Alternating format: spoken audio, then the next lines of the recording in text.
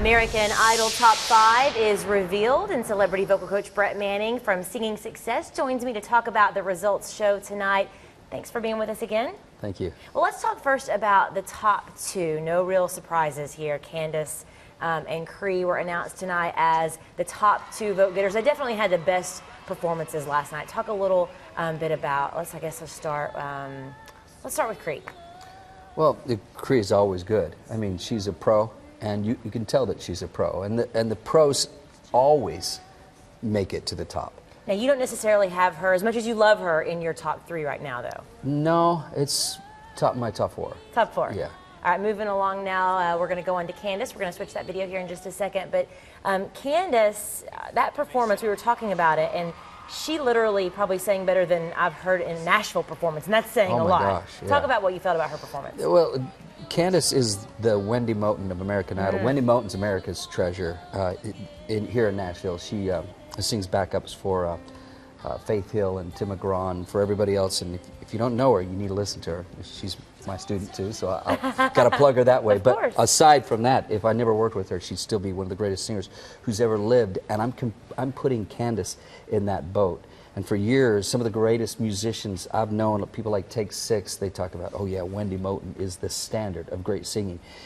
Candace, you're hanging with her tonight. And you think that she could very well take it home? Take the title. Right now, it's between her and Angie for me. All right, well, moving on to the middle group who had Angie in it. We have Angie and Janelle that were the second pair, the middle vote getters. You were really surprised by this one because you had Janelle on the bottom too. Yeah, I did. Talk a little bit about why you were surprised and maybe what you thought about Janelle last night. Well, here's the thing.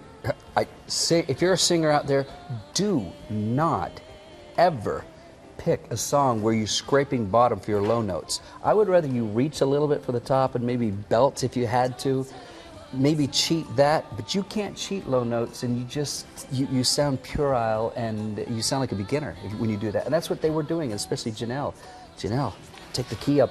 Very good advice. And quickly, you were just shocked to see Angie there just because you think she's amazing. She's the whole package. Yeah. I mean, the girl sings like she's not trying. Yeah. And moving along now to the bottom two, one you were not shocked about at all, and the other one you have in your top three. Amber, do you have her in your top three too?